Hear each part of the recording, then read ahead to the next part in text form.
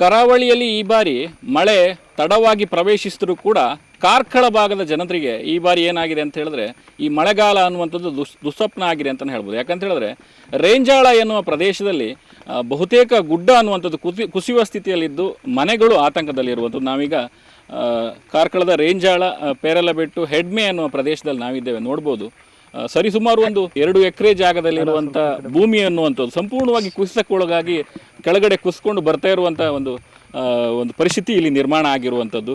ಹೇಗೆ ನಾವು ಮಾಧ್ಯಮದಲ್ಲಿ ಟಿ.ವಿ.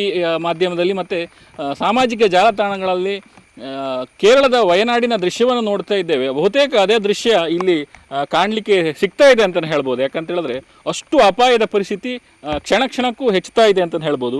ಇಲ್ಲಿ ಪಕ್ಕದಲ್ಲಿ ಮನೆ ಇರುವಂಥದ್ದು, ಮನೆಯಲ್ಲಿ ನಿವಾಸಿಗಳಿದ್ದಾರೆ, ಇಲ್ಲಿ ಬದುಕನ್ನು ಕಟ್ಟಿಕೊಂಡವರು ಕೃಷಿಯನ್ನು ಮಾಡಿಕೊಂಡು ಇಲ್ಲಿ ಜೀವನ ನಡೆಸ್ತಾ ಇರುವಂಥ ಬಹುತೇಕ ಕುಟುಂಬಗಳು ಇಲ್ಲಿರುವಂಥದ್ದು.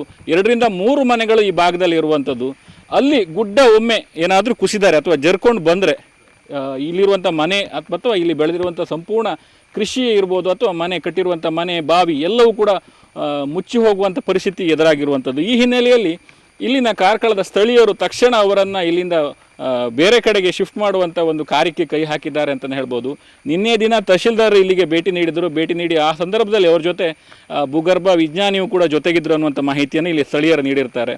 ಅವರು ಇಲ್ಲಿ ಬಂದು ಪರಿಶೀಲನೆ ಮಾಡಿದಾಗ ಇದು ಅಪಾಯ ಅನ್ನುವಂಥದ್ದು ಕ್ಷಣ ಕ್ಷಣಕ್ಕೆ ಹೆಚ್ಚುತ್ತಾ ಇದೆ. ಈ ಹಿನ್ನೆಲೆಯಲ್ಲಿ ತಕ್ಷಣಕ್ಕೆ ಇವರನ್ನು ವರ್ಗಾವಣೆ ಮಾಡದೇ ಇದ್ದರೆ ಅಪಾಯ ಕಟ್ಟಿಟ್ಟ ಬುತ್ತಿ ಮತ್ತು ಸಾವು ನೋವು ಸಂಭವಿಸುವಂಥ ಸಾಧ್ಯತೆ ಜಾಸ್ತಿ ಇದೆ ಎನ್ನುವ ನಿಟ್ಟಿನಲ್ಲಿ ಈಗ ಸದ್ಯ ಇಲ್ಲಿಂದ ಅವರನ್ನು ಬೇರೆ ಕಡೆಗೆ ಶಿಫ್ಟ್ ಮಾಡುವಂಥ ಕೆಲಸವನ್ನು ಮಾಡ್ತಾ ಇರುವಂಥದ್ದು.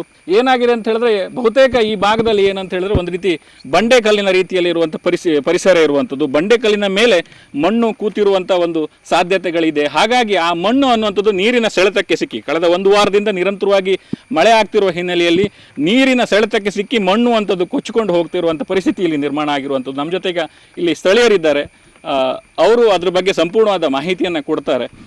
ಏನು ಸರ್, ಎಷ್ಟು ದಿವಸದಿಂದ ಸಮಸ್ಯೆ ಆಗ್ತಿದೆ ಏನು ಅಂತ? ಇದು ಸಾಧಾರಣ ಒಂದು 5 ದಿವಸದಿಂದ ಈ ಪ್ರಕ್ರಿಯೆ ಮುಂದುವರಿಯುತ್ತಾ ಉಂಟು. ಹೌದು, ಅದು ಭಾಳ ಅಪಾಯಕಾರಿ ಅಂತ ನಮಗೆ ಕೂಡ ಕಾಣಿಸ್ತಾ ಉಂಟು. ಇಲ್ಲಿ 2-3 ಮನೆ ಪಾಪ ಅವರು ದಿನನಿತ್ಯದ ಕೂಲಿಗಾರಿ ಕೆಲಸ ಮಾಡಿಕೊಂಡು ಜೀವನ ತೆಗೆಯುವವರು. ನಮ್ಮ ಸ್ಥಳೀಯ ಆಡಳಿತ ಇದಕ್ಕೆ ಒಂದು ಸಹಕಾರ ಕೊಟ್ಟು ಇವರಿಗೆ ಸರಿಯಾದ ವ್ಯವಸ್ಥೆಯನ್ನು ಮಾಡಬೇಕಂತ ನಮ್ಮ ಕಳಕಳಿಯ ವಿನಂತಿ ಎಲ್ಲರಲ್ಲಿ ಕೂಡ. ಕಳೆದ ಬಾರಿ ಏನಾದರೂ ಸೂಚನೆ ಇತ್ತ ಈ ರೀತಿ ಆಗ್ಬೋದು? ಈ ಬಗ್ಗೆ ಇಲ್ಲಿಯವರೆಗೆ ನಮ್ಮ ರೆಂಜಾಳದಲ್ಲಿ ಇಂತಹ ಪರಿಸ್ಥಿತಿ ಯಾವಾಗಲೂ ಬರಲಿಲ್ಲ. ಇದು ಫಸ್ಟ್ ಟೈಮ್ ಅಂತ ನಮ್ಮ ಮನಸ್ಸಿಗೆ ಕಾಣ್ತಾ ಉಂಟು ಇದು. ಇವಾಗ ನಮಗೆ ನಿನ್ನೆ ಬಂದು ತಹಶೀಲ್ದಾರ್ ಬಂದು ನಮಗೆ ಇಲ್ಲಿ ಮುನ್ನೆಚ್ಚರಿಕೆ ಕೊಟ್ಟಿದ್ದಾರೆ, ನೀವು ಇಲ್ಲಿ ನಿಲ್ಬಾರ್ದು, ಇಲ್ಲಿ ನೀವು ಖಾಲಿ ಮಾಡಬೇಕು ಜಾಗ ಅಂತ. ನಾವು ಖಾಲಿ ಮಾಡಿ ನಾವು ಯಾವ ಕಡೆಗೆ ಹೋಗೋದು ಅಂತ ನಮಗೆ ಒಂದು ಪರಿಸ್ಥಿತಿ ಯುಗವಾಗಿದೆ. ನಾವು ಹೌದು, ನಮಗೆ ಈಗ ಮನೆ ಇಲ್ಲ, ಬೇರೆ ಸಂಬಂಧಿಕರ ಮನೆಯಲ್ಲಿ ಎಷ್ಟು ದಿವಸ ಅಂತ ಉಳಿಬೋದು. ಮಕ್ಕಳಿದ್ದಾರೆ, ಇವರು ಪ್ರಾಯದವರು ನಮ್ಮ ಅಮ್ಮ ಇದ್ದಾರೆ, ಫ್ಯಾಮಿಲಿ ಇರುವಾಗ ನಮಗೆ ಬೇರೆ ಮನೆಯಲ್ಲಿ ಕೂತ್ಕೊಳ್ಳಿಕ್ಕೆ ಸಹ ಕಷ್ಟ ಆಗುತ್ತೆ. ಬೇರೆ ಬಾಡಿಗೆ ಮನೆ ಹೋಗಬೇಕಂದ್ರೆ ನಮಗೆ ಬಾಡಿಗೆ ಮನೆ ಈಗ ಸಿಗ್ತಾ ಇಲ್ಲ. ಏನಾದರೂ ಒಂದು ಇದಕ್ಕೆ ಪರಿಹಾರ ವ್ಯವಸ್ಥೆ ಏನಾದರೂ ಮಾಡಿಕೊಡ್ಬೇಕಂತ ನಿಮ್ಮ ಕಳಕಳಿ ವಿನಂತಿ. ಓಕೆ, ಒಟ್ಟಾರೆಯಾಗಿ ಪರಿಸ್ಥಿತಿ ಹೇಗೆ ಅಂತ ಹೇಳಿದ್ರೆ ಒಂದು ಕ್ಷಣವೂ ಕೂಡ ತಡ ಮಾಡುವ ಹಾಗಿಲ್ಲ. ಯಾವಾಗ ಅಪಾಯ ಮೈ ಮೇಲೆ ಎರಗ್ತದೆ ಅನ್ನುವಂಥದ್ದು ಆ ರೀತಿ ಪರಿಸ್ಥಿತಿ ಇರುವಂಥದ್ದು. ಯಾಕಂತ ಹೇಳಿದ್ರೆ ಬಂಡೆಯನ್ನೇ ಎತ್ತುಕೊಂಡು ಮಣ್ಣು ಈ ಕಡೆ ಜರಿತದೆ ಅಂತ ಹೇಳಿದ್ರೆ ಅದರ ಆ ತೀವ್ರತೆ ಮತ್ತು ಆ ರಭಸ ಮತ್ತು ಆ ಸಮಸ್ಯೆ ಎಷ್ಟು ದೊಡ್ಡದಂತ ನಾವು ಕಲ್ಪಿಸಿಕೊಡ್ಬೇಕು. ಇಲ್ಲಿನ ನಿವಾಸಿಗಳಿಗೆ ಒಂದು ಸೂಕ್ತ ವ್ಯವಸ್ಥೆ ಕಲ್ಪಿಸಿಕೊಡಬೇಕು ಅನ್ನುವಂಥ ಆಗ್ರಹ ಅವರದ್ದು. ಮಳೆಯಿಂದಾದ ಸಮಸ್ಯೆಗಳಿಗೆ ಪ್ರತ್ಯೇಕವಾಗಿ ಉಡುಪಿ ಜಿಲ್ಲೆಯಲ್ಲಿ ಹೆಚ್ಚಿನ ಜವಾಬ್ದಾರಿಯನ್ನು ವಹಿಸಿಕೊಂಡು ಇಂಥ ಸಮಸ್ಯೆಗೆ ತಕ್ಷಣಕ್ಕೆ ಅವರಿಗೆ ನೆರವಿಗೆ ಬರುವಂಥ ಕೆಲಸ ಜಿಲ್ಲಾಡಳಿತದಿಂದ ಆಗಬೇಕು ಅನ್ನುವಂಥ ಆಗ್ರಹ ಸ್ಥಳೀಯರು ಮಾಡ್ತಾ ಇರುವಂಥದ್ದು. ಉಡುಪಿಯಿಂದ ಅಶ್ವಥಾಚಾರ್ಯ, ನ್ಯೂಸ್ ನೆಕ್ಸ್ಟ್. ಉತ್ತಮ ಸಂಸ್ಕಾರಯುತ ಶಿಕ್ಷಣದೊಂದಿಗೆ VSS English medium CBSE school Udupi Muddur. ನರ್ಸರಿಯಿಂದ 10ನೇ ತರಗತಿವರೆಗೆ ಶಿಕ್ಷಣದ ಜೊತೆಗೆ 5 ರಿಂದ 10ನೇ ತರಗತಿವರೆಗಿನ ವಿದ್ಯಾರ್ಥಿನಿಯರಿಗೆ ಉತ್ತಮ ಹಾಸ್ಟೆಲ್ ಸೌಲಭ್ಯವೂ ಇದೆ.